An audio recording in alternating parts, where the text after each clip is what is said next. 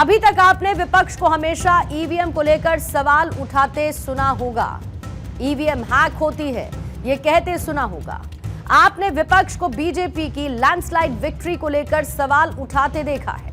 लेकिन अब विपक्ष के पास एक और हथियार आ चुका है और यह हथियार कोई और नहीं बल्कि वोट चोरी का दावा है, जिसके जरिए पूरे सिस्टम पर सनसनीखेज आरोप लगा रहे हैं राहुल गांधी। क्योंकि कांग्रेस के सांसद राहुल गांधी ने इस वोट चोरी को चुनावी घोटाले से जोड़ दिया है, संविधान के साथ विश्वासघात से जोड़ दिया है।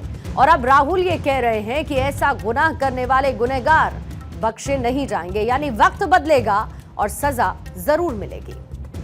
लेकिन सवाल यहां पर यह भी है कि जिस वोट चोरी की बात राहुल गांधी करते हैं, उसको लेकर उनके पास आखिर दावे क्या है। दरअसल इस साल के आखिर में बिहार चुनाव होने वाले हैं।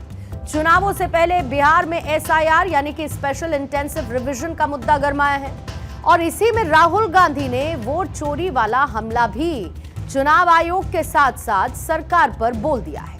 आपको राहुल गांधी का एक स्टेटमेंट याद होगा, जहां पर कांग्रेस सांसद राहुल गांधी ने कहा था कि साल 2024 में हुए लोकसभा चुनावों में बीजेपी ने 20 से 25 सीटों पर धांधली की थी और अगर ये सीटें बीजेपी को नहीं मिलती तो ना तो एनडीए की सरकार केंद्र में बनती और ना ही मोदी आज प्रधानमंत्री होते। राहुल गांधी ने इसको लेकर एक एटम बम फोड़ने का भी दावा किया था।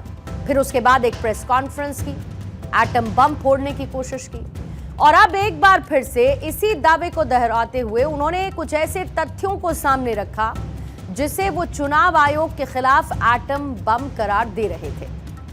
राहुल गांधी के मुताबिक नरेंद्र मोदी तीसरी बार 25 सीट के मार्जिन से प्रधानमंत्री बने हैं, जिसमें 25 सीटें ऐसी हैं जिन्हें बीजेपी ने 35,000 या फिर कम वोट के अंतर से जीता है।